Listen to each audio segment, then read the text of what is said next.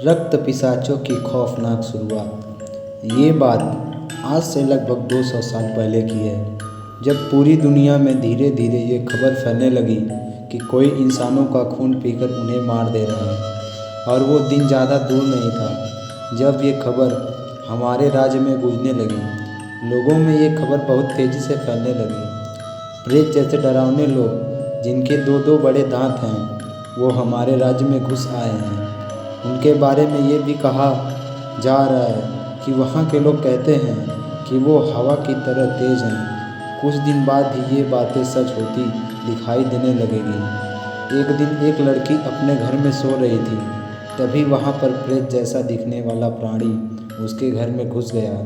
उसके बाद वो प्रेत उसको अपनी हवस का शिकार बनाकर उसके गले पर काट लेता है और उसका खून पीकर उसे मार डालता है। उसके बाद तो जैसे सिलसिला ही इसका शुरू हो गया था। आए दिन किसी न किसी आदमी या औरत की लाश मिलती थी। हर लाशों के गले पर दांत के निशान मिलते थे। तब सभी ने ये प्रेत जैसे दिखने वाले प्राणियों का नाम रक्त पिशाच रखा। ये तो बस रक्त पिशाचों के कहर की शुरुआत थी।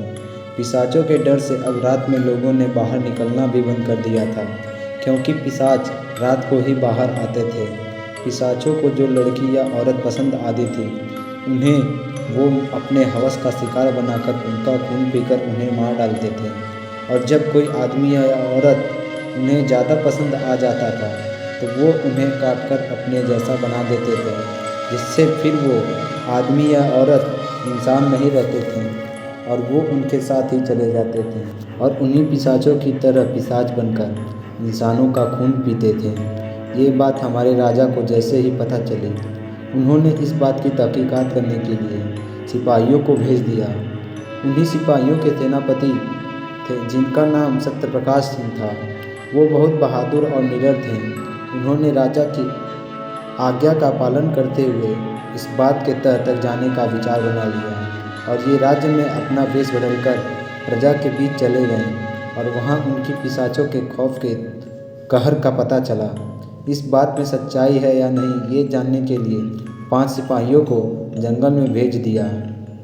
इन्हें लगा कि कोई शायद खूंखार जानवर हमारे राज्य में घुस आया है। जंगल में चारों तरफ सन्नाटा और अंधेरा था। जब वो 5 सिपाही जंगल में थोड़ी दूर पहुँचते हैं, तो उन्हें किसी इंसान की चीखने की आवाज़ सुनाई देती है और वो उस आवाज़ के पीछे दौड़कर जाते हैं और वो देखते हैं कि कोई उस इंसान का खून पी रहा है। ये देखकर वो अपना भाला लेकर उसकी तरफ दौड़ते हैं, पर वो अचानक कहीं गायब हो जाता है और वो इंसान मर चुका होता है। ये सिपाही कुछ सोच पाते कि वो क्या बला थी। उससे पहले सबसे पीछे खड़ा उनका सिपाही गायब हो जाता है और थोड़ी देर में इनके ऊपर ही उस सिपाही की लाश गिरती है, जिसके गले में वही काटने का निशान था। ये देखकर चारों सिपाही बहुत डर जाते हैं। वो हर तरफ देखने की कोशिश करते हैं, पर उन्हें कुछ नज़र नहीं आता। तभी सामने से बहुत तेज़ी से एक पिशाच उन पर हमला करता है और एक सिपाही को पकड़कर उसका खून चूसने लगता है। बाकी सिपाही उस पर अपना भाला चलाते हैं, पर उसे कुछ नहीं होता। तभी पीछे से एक पिशाच औरत उनमें से एक सिपाही पर हमला कर उसे मार डालती है।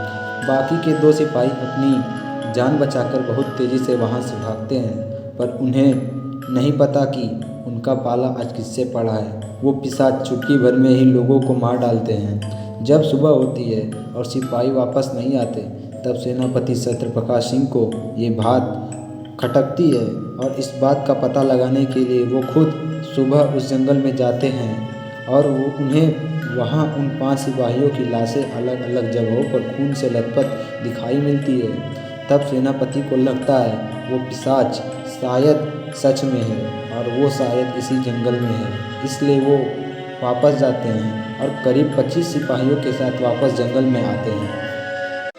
क्योंकि और सिपाही राजा की आज्ञा पर पूरे राज्य में फैले हुए थे, इसलिए सेनापति के पास उस समय सिर्फ 25 सिपाही बचे थे।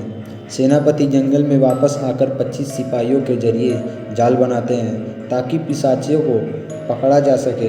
वो घड़ी भी आ जाती है जो सेनापति सहित उन 25 सिपाहियों की ज़िंदगी और मौत तय करने वाली थी। रात होती है और सारे सिपाही छुपे रहते हैं, पर पिशाचों के आगे एक भी जाल इसका साथ नहीं दिया। पिशाचों ने सिपाहियों के खून को सूंघ लिया था और वो जहाँ छुपे थे वहाँ पहुंचकर उन्हें मारने लगे। धीरे धीरे सिपाहियों में भगदड़ मची। तब सेनापति ने उन्हें अपने पास बुलाकर एकजुट होकर पिशाचों से लड़ने को कहा। जब बचे सिपाही सेनापति के पास आकर खड़े हुए तो उनकी गिनती 25 से 13 हो चुकी थी। तभी उन्हें चारों तरफ अजीब अजीब आवाज़ सुनाई देने लगी।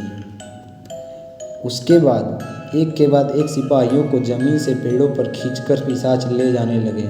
सेनापति तब सिपाहियों को पेड़ों से दूर खड़े होने को कहा और कहा, वो ऊपर ही है, अपने हथियार तैयार रखो। अब सिपाहियों की संख्या 6 हो चुकी थी। तभी 3 पिशाचों ने उन पर सामने से हमला कर दिया। सिपाहियों ने अपनी पूरी ताकत से उनमें से लड़ने की कोशिश की, पर उनके हथियार उन रक्त पिशाचों के आगे कुछ भी नहीं थे। उन पिशाचों ने एक एक करके सेनापति सहित सारे सिपाहियों का खात्मा कर दिया। कुछ दिन बाद राजा ने इन पिशाचों का तोड़ ढूंढ लिया, फिर उन पिशाचों को मारे जाने लगा। धीरे धीरे पिशाच गायब होने लगे, पर कहते हैं पिशाच आज भी हमारे बीच इंसानों की तरह ही रह रहे हैं। वो समय आने पर ही बाहर आते हैं।